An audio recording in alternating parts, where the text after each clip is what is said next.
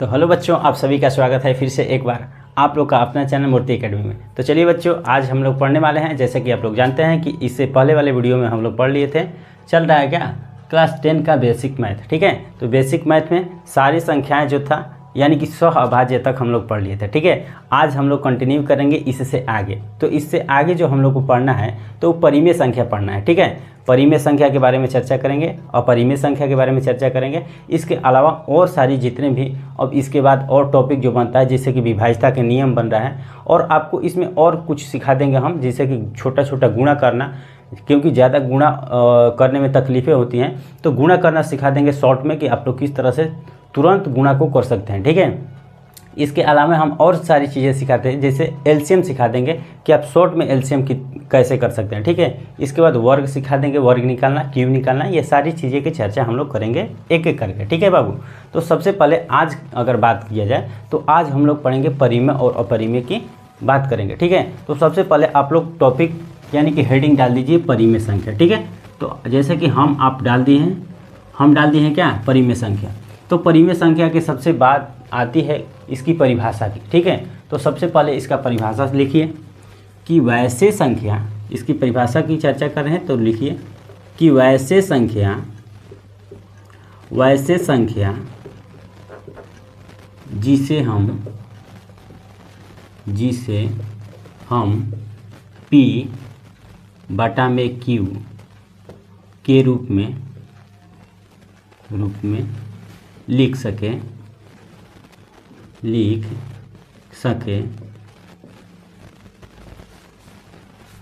जहाँ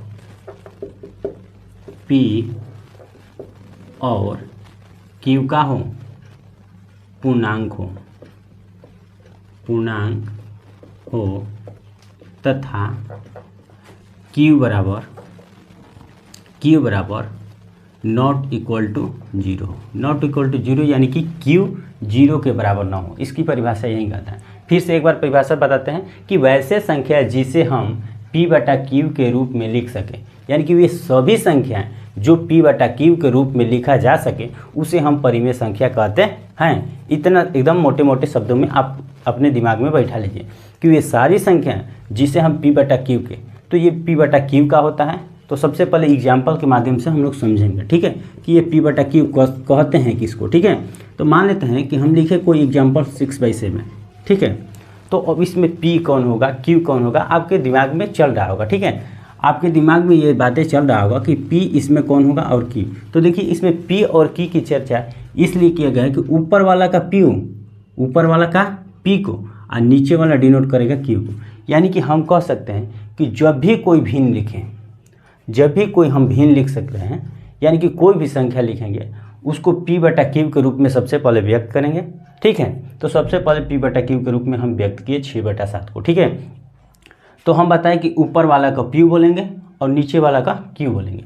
ऊपर वाला P होगा, ऊपर वाला का होगा तो P होगा, और नीचे वाला का होगा Q होगा। ठीक है, यहाँ तक तो आप समझ गए। अब इसके बाद कह रहा है कि Q बराबर, यहाँ पर देखिए परिभाषा में कह रहा है कि जो Q है वो 0 के बराबर नहीं होना चाहिए। तो जो हम कह सकते हैं कि Q नीचे वाले को कहते हैं। बाबू, Q किसको कहते हैं? तो प्यारे बच्चों, Q किसको कहते हैं? तो नीचे वालों को। यानी कि हम कह सकते हैं कि जब भी परिमेय संख्या हम लिखेंगे तो नीचे वाला 0 कभी नहीं होना चाहिए, यानी कि इस फॉर्म में नहीं होना चाहिए, इस फॉर्म में नहीं होना चाहिए। देखिए यहाँ पर हम फ्रेश लिखते हैं, यानी कि 7/0।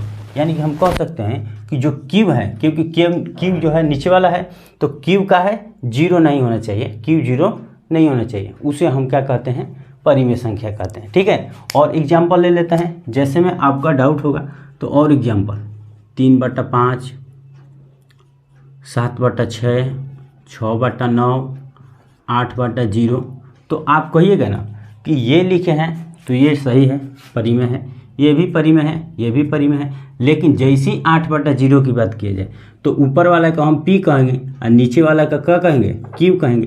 तो Q हमेशा हम परिभाषा में पढ़े हैं, परिभाषा में कि Q 0 नहीं होना चाहिए, यानी कि हम कह सकते हैं कि ये जो है ये परिमेय संख्या हमारा नहीं होगा।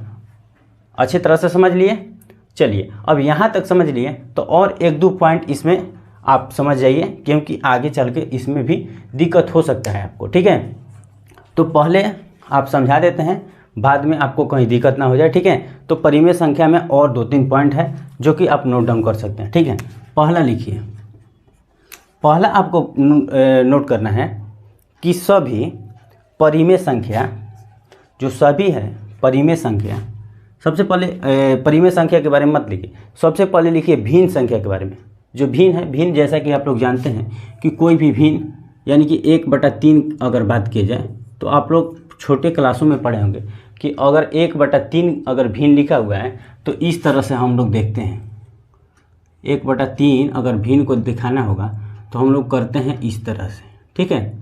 इस तरह से करते हैं कि यानी कि एक भाग कितने में, 3 में, 3 में 1 भाग यानी कि 3 में 1 भाग यानी कि उसको मिला, इसी को 1/3 फ्रैक्शन हम लोग कहते हैं, ठीक है। अगर नहीं देखे हैं तो छोटे बच्चों का क्लास आप लोग देख लीजिएगा, इसी तरह से भिन्न पढ़ाया जाता है, ठीक है। क्योंकि यहाँ पर पूरा बढ़िया से आप लोग समझ पाइएगा, ठीक है। ऐसे भी हम समझाने का प्रयास किए हैं आपको। अगर 1/3 भाग है तो 3 में से 1 भाग यानी कि जो भाग पूछेगा वो ऊपर का भाग है और जो पूरा होता है वो नीचे का भाग होता है, ठीक है। तो चलिए यही भिन्न है। तो पहला पॉइंट आप लिखिए बाबू, पहला पॉइंट आप लिखिए कि सभी भिन्न परिमेय संख्या कहलाती है। सभी भिन्न परिमेय संख्या होती है। जो सारी भिन्नें हैं वो परिमेय संख्या होती है, ठीक है, परिमेय संख्या होती है। जैसे में सारी संख्या, सभी जो संख्या हैं परिमेय संख्या कैसे होगी, तो यहाँ पर एग्जाम्पल आप लोग लिख सकते हैं कि सभी भिन्न परिमेय संख्या इस तरह होगी कि मान लेते हैं कि 2/3, 5/6, 7/8, ये सभी भिन्न हैं, कहीं ना कहीं भिन्न लिखे हैं तो ये सब भिन्न का है परिमेय संख्या, यानी कि सभी भिन्न परिमेय संख्या होते हैं। दूसरा लिखिए, दूसरा, अब सभी भिन्न परिमेय संख्या होगी लेकिन सभी परिमेय संख्या भिन्न नहीं होगी। सभी, यहाँ पर सभी परिमेय संख्या भिन्न नहीं होगी। ये क्यों नहीं होगी, अब इसको समझते हैं, ठीक है। सभी परिमेय संख्या, सभी भिन्न परिमेय हो सकते हैं लेकिन सभी परिमेय भिन्न नहीं होगी। क्यों? क्योंकि परिमेय संख्या में देखिए, परिमेय संख्या का होता है कि -2/3, -4/5, यानी कि ये भी परिमेय संख्या में आएगा, ये भी परिमेय संख्या, यानी कि निगेटिव पॉजिटिव दोनों परिमेय संख्या होती है, ठीक है। ये निगेटिव भी होती है और पॉजिटिव भी होती है। इससे ये मतलब नहीं है, बस ये परिमेय संख्या कहता है कि हमें P/Q के रूप में चाहिए, ठीक है। लेकिन भिन्न का कहता है कि हमें निगेटिव नहीं मिलना चाहिए। निगेटिव, क्योंकि भिन्न में तो निगेटिव होगा नहीं। मान लेते हैं कि आपका हिस्सेदारी है, आप 4 भाई हैं, ठीक है। आप कितने भाई हैं? 4 भाई हैं। इस डायग्राम के माध्यम से समझिएगा, ठीक है। आप 4 भाई हैं, देखिए 1 भाग, 2 भाग, 3 भाग और 4 भाग। तो 4 भाग हैं, तो मान लेते हैं कि 4 भाग हैं तो 1/4 आपका होगा हिस्सा, यानी कि एक हिस्सा होगा। 4 में 1 हिस्सा आपका होगा। मान लेते हैं कि 4 में 1 हिस्सा, तो 4 में 1 हिस्सा होगा तो पॉजिटिव ना हमेशा होगा कि ये निगेटिव होगा। निगेटिव जब कहिए दिए तो उसका अब तुलना, जब निगेटिव आप कहिए दिए तो निगेटिव की चर्चा कैसे हो सकता है, क्योंकि आपके हिस्सा के ये पक्ष में नहीं है। तो इसलिए हम कहते हैं कि जब भी निगेटिव की अगर बात की जाए, निगेटिव की बात किया जाए, यानी कि कह सकते हैं कि 2/3, 4/6, 5/8, ये सारी चीज़ें, अगर ये सारी चीज़ें हैं तो कह रहा है कि सभी परिमेय संख्या भिन्न नहीं होगी। तो यही है, अगर निगेटिव भिन्न है यानी कि ये तो परिमेय संख्या है लेकिन ये भिन्न नहीं हो रही है। परिमेय संख्या तो है, क्योंकि परिमेय संख्या पॉजिटिव भी होता है और निगेटिव भी होता है। तो यही कह रहा है कि सभी परिमेय संख्याएं भिन्न नहीं होती हैं, ठीक है। आप लोग अच्छे तरह से इसको भी समझ गए होंगे, ठीक है। एक और पॉइंट है 0, 1। अब कहिएगा कि 0 क्या है, तो 0, 1 परिमेय संख्या है, परिमेय संख्या है। 0, 1 क्या है? परिमेय संख्या है। कब है? यहाँ पर सवाल आएगा कब है, क्योंकि 0 जब नीचे आता था तो परिमेय संख्या नहीं होता था, लेकिन 0, 1 परिमेय संख्या है कब? जब कहाँ रहे, जब 0 P के रूप में हो, P के रूप में हो तब 0 परिमेय संख्या होगा। कब? जब P के रूप में होगा तब, यानी कि ऐसे होगा, एग्जाम्पल इसका अगर बात किया जाए तो 0/5, ठीक है, 0/7, 0/6 इस तरह रहेगा तब परिमेय संख्या होगा, ठीक है, तब परिमेय संख्या होगा। यहीं 0 अगर नीचे क्यू के रूप में आ जाएगा तो ये परिमेय संख्या नहीं होगा, ठीक है। तो यानी कि ये सारी चीज़ें परिमेय संख्या से हम लोग समझ लिए, इसका डिफिनेशन समझ लिए। इसके बाद किस तरह से होता है, तो परिमेय संख्या निगेटिव पॉजिटिव सभी तरह के होते हैं, लेकिन भिन्न हमेशा पॉजिटिव होता है, भिन्न कभी निगेटिव नहीं होता है, ठीक है, क्योंकि निगेटिव भिन्न कभी नहीं निकलेगा, ठीक है। चलिए, तो वही पहला पॉइंट है कि सभी भिन्न परिमेय संख्या होती हैं। दूसरा कह रहा है, तो सभी भिन्न परिमेय संख्या आप लोग देख लिए। अब दूसरा कह रहा है कि सभी परिमेय संख्याएं भिन्न नहीं होती है, यानी कि जैसे ही निगेटिव की चर्चा की जाए तो भिन्न नहीं होगा, खाली पॉजिटिव भिन्न होता है, ठीक है। और तीसरा है कि 0 कैसी है, तो 0 भी एक का है परिमेय संख्या है। यानी कि बाबू परिमेय संख्या के बारे में हम पूरे अच्छी तरह से क्या किए हैं, एक्सप्लेन किया है। अब हम चर्चा करते हैं अपरिमेय संख्या के बारे में, ठीक है। चलिए, तो हेडिंग आप लोग डालिए, इसका स्क्रीनशॉट कर लीजिएगा। चलिए, अब आप लोग हेडिंग डालिए अपरिमेय संख्या, ठीक है। चलिए, अब आप लोग अपरिमेय संख्या देखिए, और अपरिमेय संख्या जैसे ही पढ़ लेते हैं, इसके बाद हम लोग चर्चा करेंगे किसके बारे में, तो विभाज्यता का नियम के बारे में, ठीक है।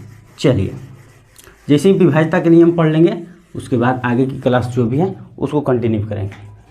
तो यहाँ पर हम खाली अ लगा देते हैं, ठीक है, अपरिमेय हो गया। इसको अच्छे तरह से कर लेते हैं अपरिमेय संख्या को। चलिए, अपरिमेय संख्या, अपरिमेय कहता है कि वैसे संख्याएं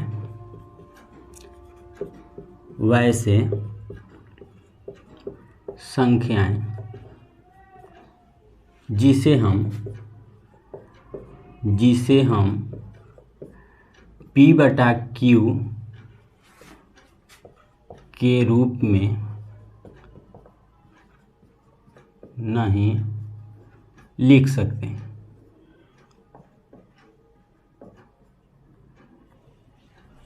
वैसे संख्या जिसे हम P/Q के रूप में क्या कर सकते हैं, नहीं लिख सकते हैं, उसे